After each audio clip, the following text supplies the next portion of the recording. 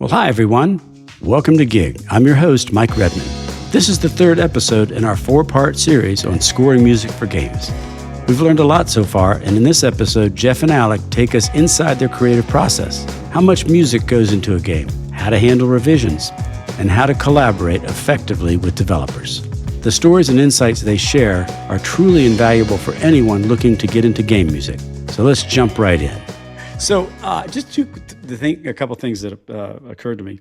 One is generally, these are both general questions, real simple questions. Generally, how much music are we talking about in a game, a typical game? I mean, I know there's ones that have tons, some that have hardly any, but... Well, we're working on a game right now that I think we have upwards of 2 hours. I mean, There's games... and that's just at the moment. It's still in development, and we're still working on it. So it's growing. But I mean, there's games where you might have 4 hours worth of music. There's games where you might have 10 minutes of music. There's no average at all in there somewhere? Not really. No. Okay. I just did some additional music for the Call of Duty 6 that just came out, and I think there's the better part of 6 hours of score. Wow. Half of which is with a full orchestra. I've worked on, I don't always know the total minutes because often there's multiple composers, but on a little mobile game, because there's such restrictions of memory, it really comes down to that. You need memory for stems, you need memory for options and shifts. So smaller platforms have to be very, very conservative with their music requirements. And then things loop. Gotcha. So we've done games where they just there's 10 or 15 minutes or 20 minutes for a little puzzle game. That's interesting. Up to hours and hours and hours. Yeah. But generally speaking, bigger open world or first person games can have an hour or more, up to God. I have a friend who's going to deliver 10 hours. Wow. Interesting. On a massive open world science fiction game. Wow. So I have another. Sorry. Go ahead. No, go ahead. I was just going to say the second part of this question, which again, I'm going to get the same kind of answer now that I understand. It's not. We usually do about 30 minutes of music. So the second one is.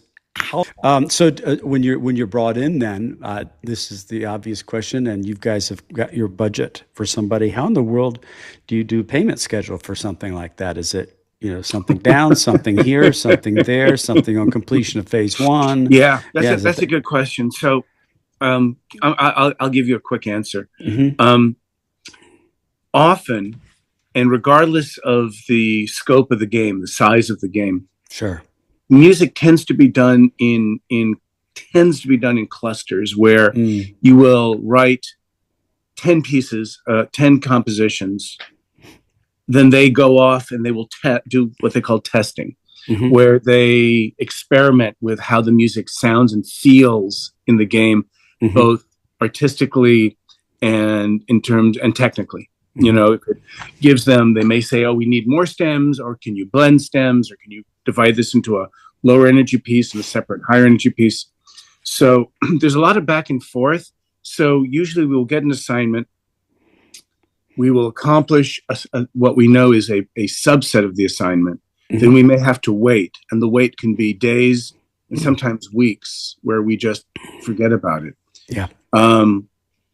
But there are games where they say, you need to start today and you're going to be working for 4 months. Wow. So, so on bigger games, sometimes it is, they just it's get in and get it done. But interestingly, we more and more experience a workflow where it's establish the sound of the project as a whole with sketches and demos. Then get your assignments. We need these 10 pieces: menus, explorers, battles, etc. We take our themes and our sketches and our demos, our ideas, do it, send them not finished mixes, but for them to approve, then figure out how to deliver. And then they may still go back and go, you know what? In the game, it's too repetitive, or it's too complicated, or it's too dissonant. So it'll go through a few rounds where we kind of have to step back and wait and then jump back in. But there are periods of time when it's just pure. There's a list of 50 things that has to happen. Wow. And we get in and we do the 50 things. So that's cool. That's again, cool. Hey, highly variable.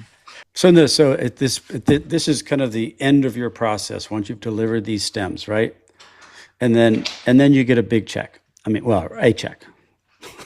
Well, you did ask about how it gets done, and the fact is that we usually on a bigger game you don't get paid at the end. You get an initial fee to start. Then there'll be milestones of after X number of minutes are delivered, then you'll get paid for those X minutes. So it gets broken down a little bit so that you're continuing to make some income over what could be a very lengthy period of time. So you invoice. They'll usually say, okay, this section is done. Go ahead and invoice us for these 25 minutes of music. And so you'll take the fee that you agreed upon times 25, submit an invoice, and then you continue to do that. And then later on, you get into now we're going to have to hire the musicians and engineers and orchestrators and all that. Let's move on. Let's talk about the creative process, you guys. Yeah. And this, you can get as technical as you want, Alec, and you guys can bounce it back and forth would be great.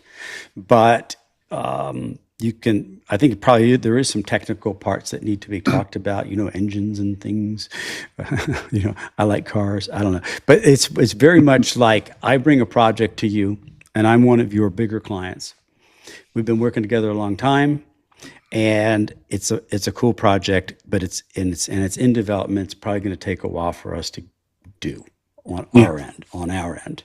So could you walk me through the typical process, and I know that there is somewhat of one, of starting to work on a brand new game project and how you get started, and then we can talk about actually writing some of the music? Sure, absolutely. I mean, I want to preface this, and I think Alec will back me up on this big time, but there's rarely a situation where a composer is brought in on a project, and this is true in film and TV and commercials and trailers. It's rare where a composer has just said, write something cool.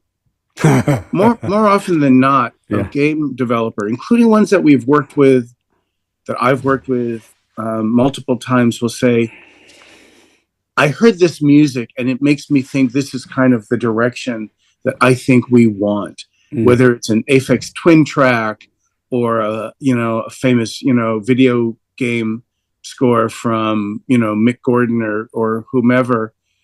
Often a game developer has been working on a game for months, if not years, and will have some concept, some initial idea of it's going to be this orchestral fantasy music, or it's going to be this doom metal, vibe, but instrumental, or it'll have songs or whatever it is. So, and as composers, you have to learn to embrace expectations. You don't really get to choose, and you're not being asked to reinvent the wheel.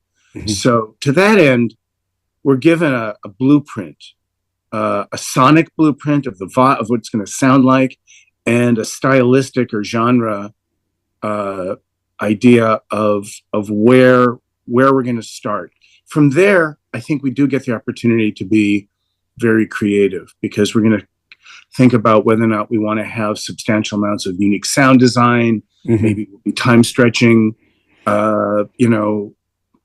orchestras or doing crazy things.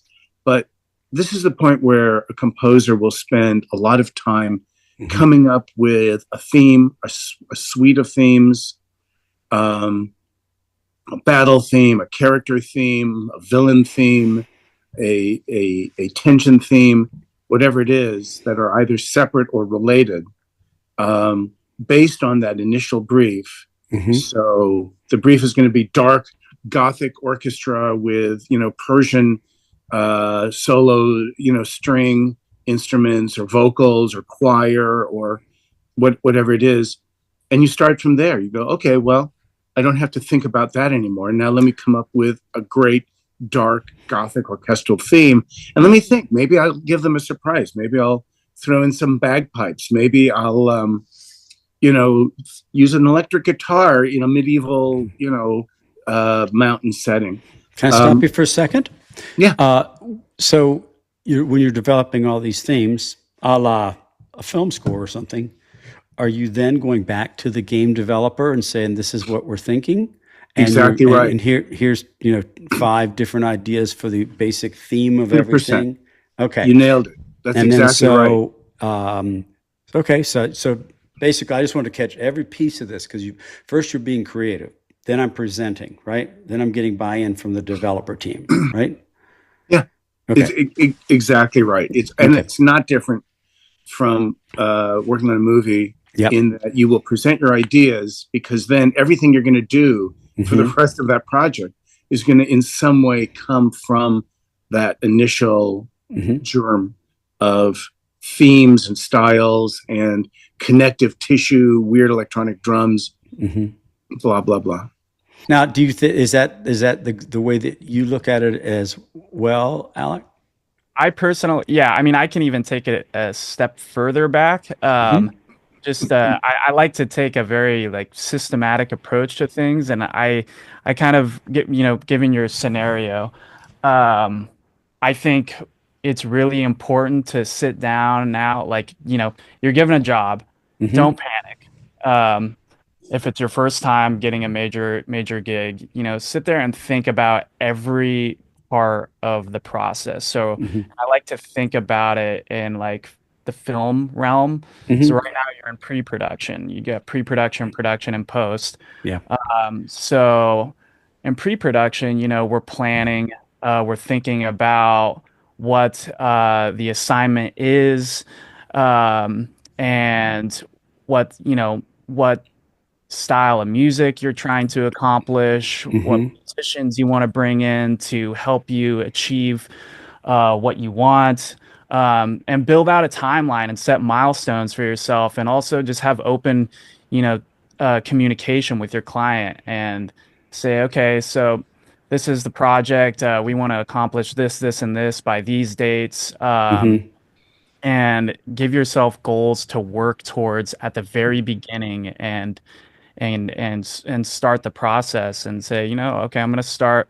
I understand the brief. I've got a general idea of what I want to do. I'm going to deliver some themes on this day, and keep refining, and then work from there. I think it's important to start with an overarching plan from start to finish, and how you're gonna reach each goal. Like I said, I'm one of your clients. We're good friends. We know how we work and everything. But I've only got a third of the game actually developed, or really laid out, the whole story or whatever. Is this when you develop the themes and maybe the technical part you've got all laid out, and you say, okay, you guys go on hold now while we continue in the background to finish out the story? Is that how that might work? That's very common, actually. That does happen, because it does take a bit of time, especially in the early days.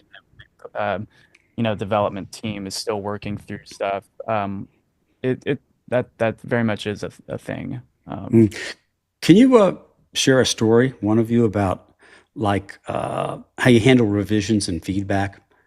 Say you've delivered music. Yeah.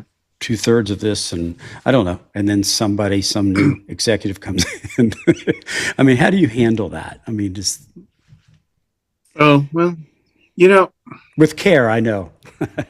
Well, I mean, yeah, diplomacy becomes a thing, because you don't tell them how to make their game, but they're very comfortable sometimes telling you how to make your music. But that's look, we are a service industry here, so our job is to fulfill that. I would say, there's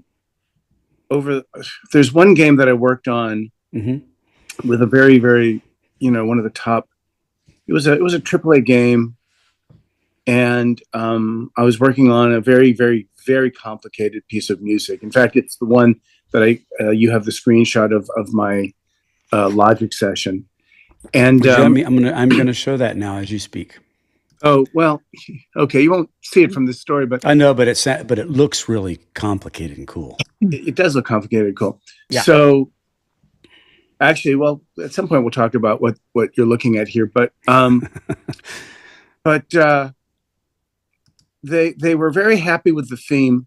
And then as we got into it, they were saying, well, because of this transition and this monster, we need you to do this and this and this.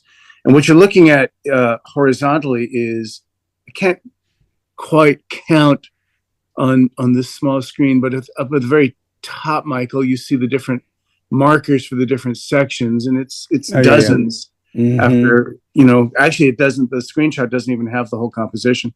But eventually they started getting really very, very down into the details. And at one point I had this is a kind of a heavy metal electronic piece of music with some metal aspects to it. Mm-hmm. And at one point they're saying, well, you have this drum fill in bar 93.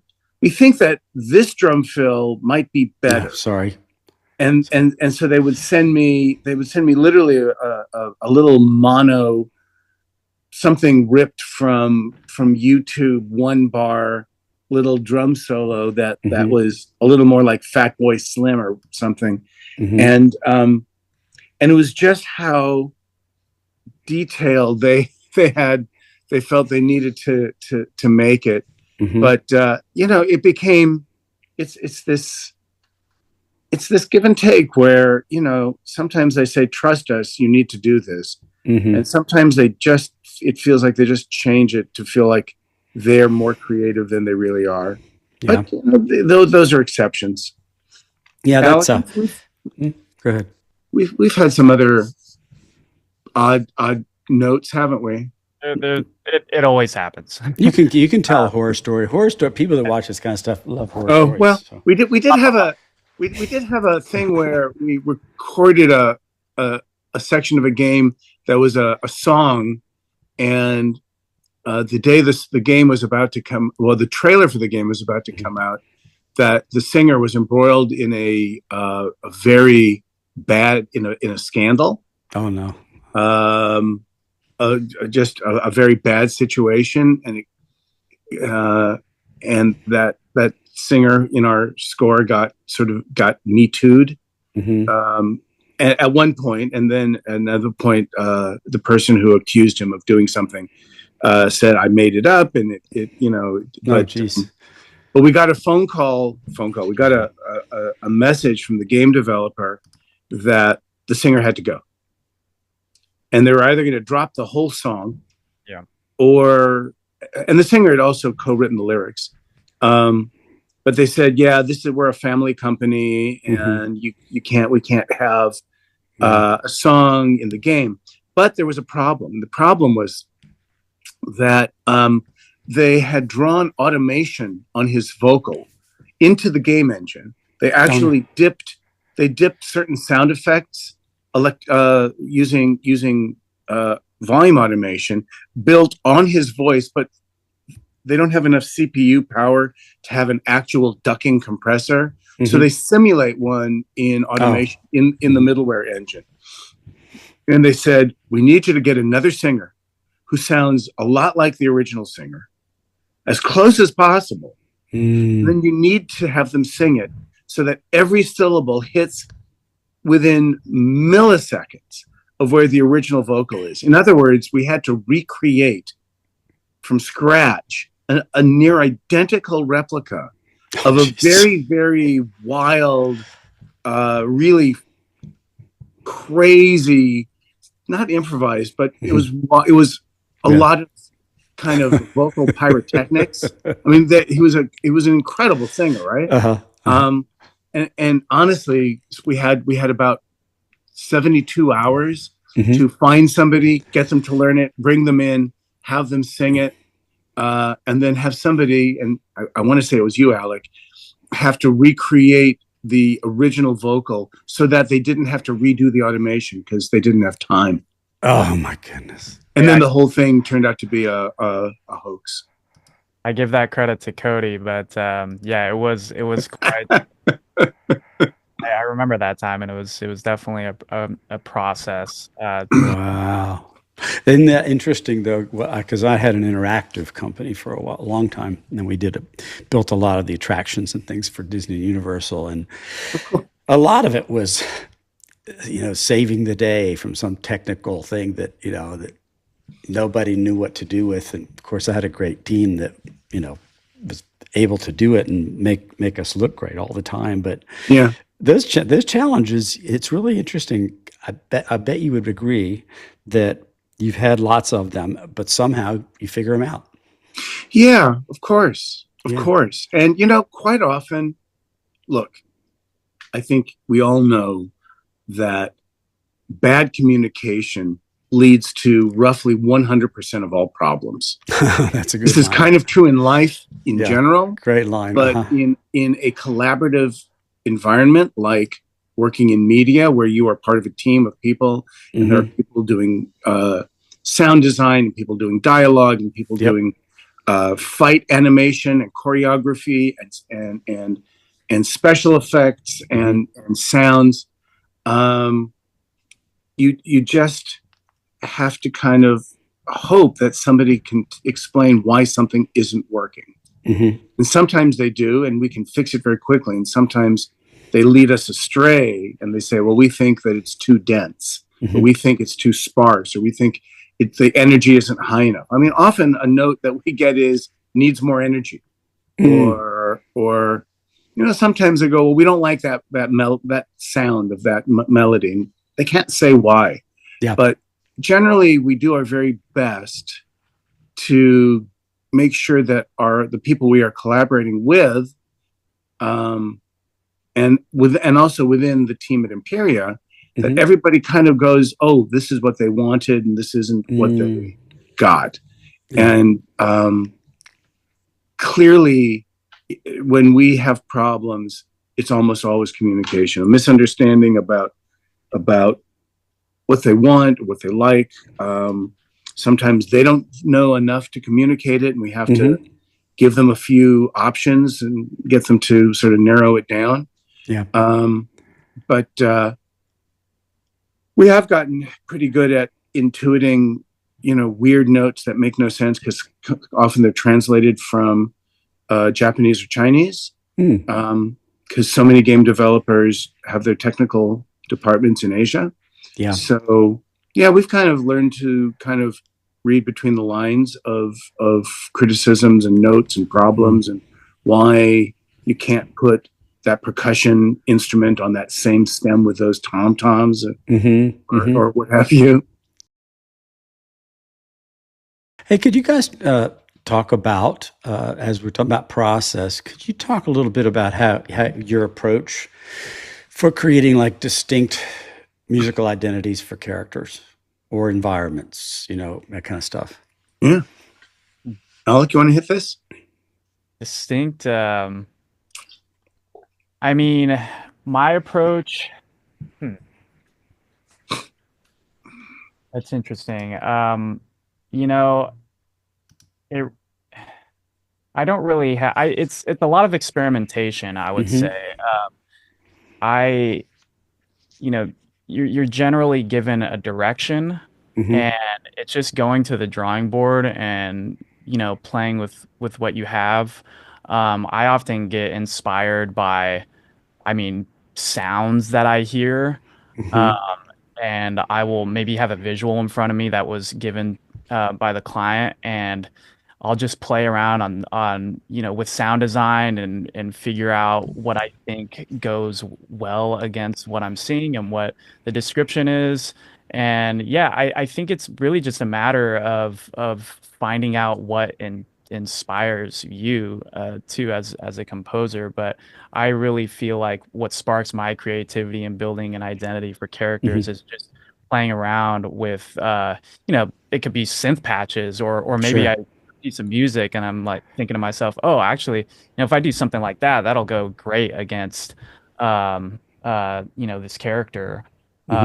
So yeah, it's just I think it's matter of experimentation. Is yours any different, Jeff, or pretty much the same? Actually, it's not that different. I think what goes through my mind, I mean, you're just asking, it's the general question of being a composer, being a creative person who starts from a blank slate, a blank canvas, and has to create something in collaboration with a story and a style and a mood.